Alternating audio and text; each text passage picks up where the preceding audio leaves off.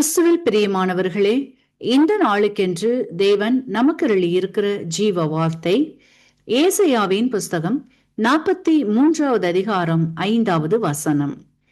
பயப்படாதே, நான் உன்னோடே இருக்கிறேன். எனக்கு அருமையான சகோதர சகோதரிகளே, இன்றைய நாளில் கர்த்தர் உங்களுக்கு தயவுகளை ஒத்தாசைகளை பிறப்பிக்கின்ற நாளாய் ஆசிர்வதித்து இருக்கின்றார். இன்றைக்கும் அநேகருடைய வாழ்க்கையில் உங்களுக்கு எதிராய் காணப்படுகின்ற சூழ்நிலைகளின் பொருட்டு பயங்கள் காணப்படுகிறது.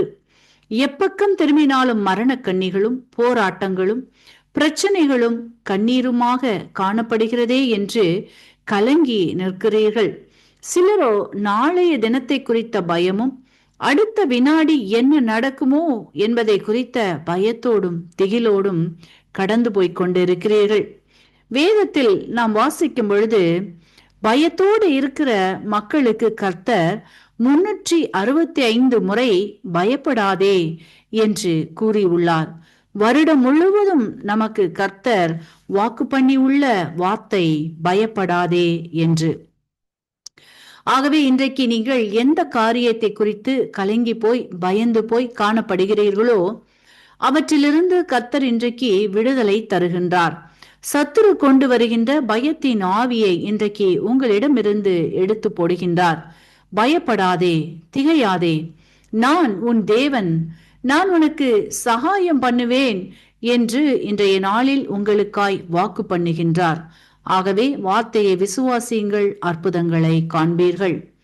இன்றைக்கும் நாம் தானியேலின் புஸ்தகத்தை வாசிக்கையில் அங்கே தானியேலை குறித்தும் அவருடைய நண்பர்களை குறித்தும் பார்க்கின்றோம். அடிமைகளாய் அழைத்து செல்லப்பட்டவர்கள், அதிகாரத்தின் சங்கிலிகளினால் சட்ட திட்டங்களுக்குள் கட்டப்பட்டவர்களாய் அந்நிய தேவர்களை வணங்கும்படி வற்புறுத்தப்பட்டார்கள்.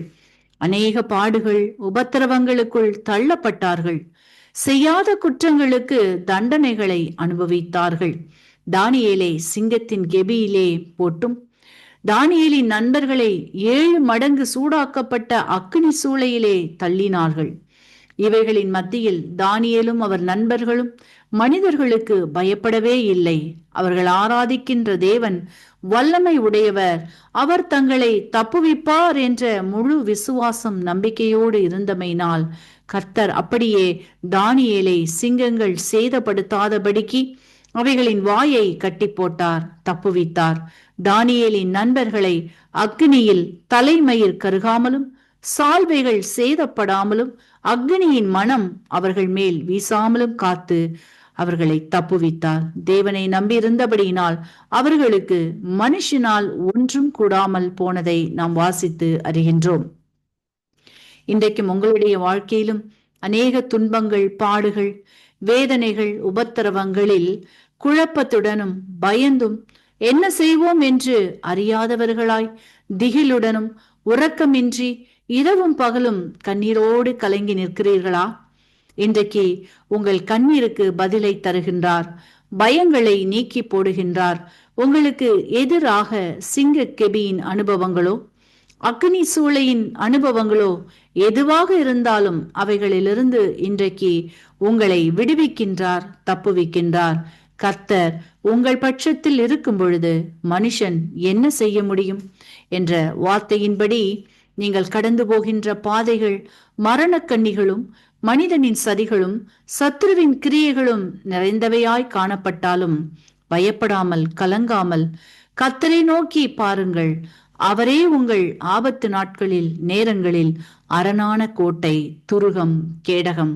நீங்கள் மரண இருளின் பள்ளத்தாக்கிலே நடந்தாலும் அவரின் கோலும் தடியும் உங்களை தேற்றும், காப்பாற்றும். கர்த்தரை விசுவாசியுங்கள், சமாதானத்தை காண்பீர்கள், ஆசிர்வாதங்களை பெற்றுக்கொள்ளுவீர்கள். ஆமேன்.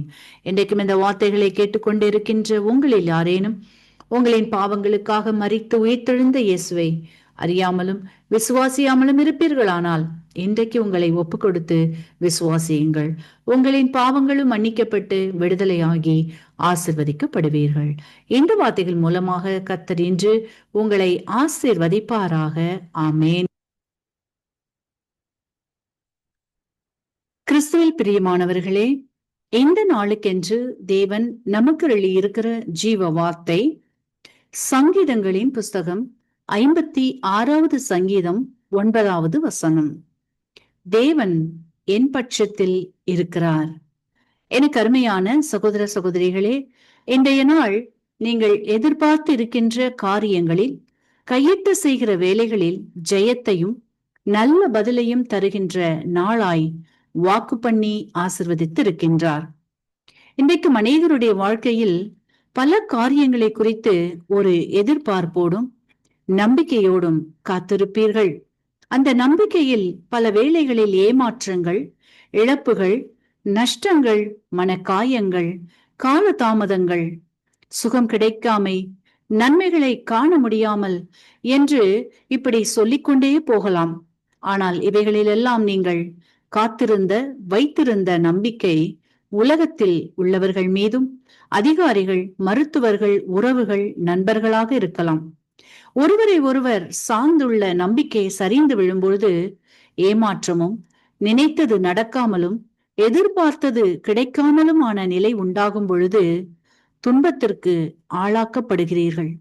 முடிவோ சோகம் நிறைந்ததாய், தாங்கள் மட்டுமல்ல தங்களை சார்ந்தவர்களையும் அந்நிலைக்கு தள்ளப்படுகிறீர்கள். இப்படிப்பட்டவர்களை பார்த்துதான் கர்த்தர் சொல்லுகின்றார், நாசியில் சுவாசமுள்ள மனிதனை நம்புவதை காட்டிலும் கர்த்தரின் பேரில் பற்றுதலாயிருப்பதே நலம் என்று.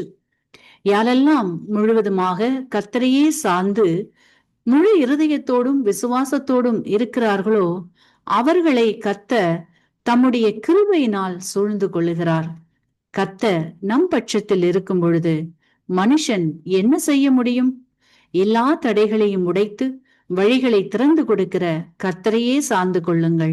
கர்த்தர் பெரிய காரியங்களை செய்வார். ஈசாக்கை குறித்து நம் வேதத்தில் பார்க்கையில் கர்த்தர் ஈசாக்கிற்கு தரிசனமாகி சொல்லுகின்றார், நீ எகிப்திற்கு போகாமல் நான் உனக்கு சொல்லும் தேசத்திலே குடியிரு என்று. அப்படி எந்த தேசத்திலே கர்த்தர் குடியிருக்க சொன்னார் என்று பார்த்தால் நம்மால் நம்பவே முடியாது. ஆதியாகமத்தின் புஸ்தகம் 26வது அதிகாரம் 1வது வசனத்தில் வாசிக்கின்றோம், ஆபிரகாமின் நாட்களில் உண்டான பஞ்சத்தை அல்லாமல் பின்னும் ஒரு பஞ்சம் கேராரிலே உண்டாயிற்று என்று. அப்பொழுது சொல்லுகிறார் கர்த்தர் ஈசாக்கை பார்த்து, நீ கேராரிலே தங்கியிரு என்று. ஈசாக்கு கர்த்தரை முழுவதுமாக விசுவாசித்தான், நம்பினான். அவரின் வார்த்தை பொய் உரையாது என்று உறுதியாய் எண்ணி அங்கேயே இருந்தான்.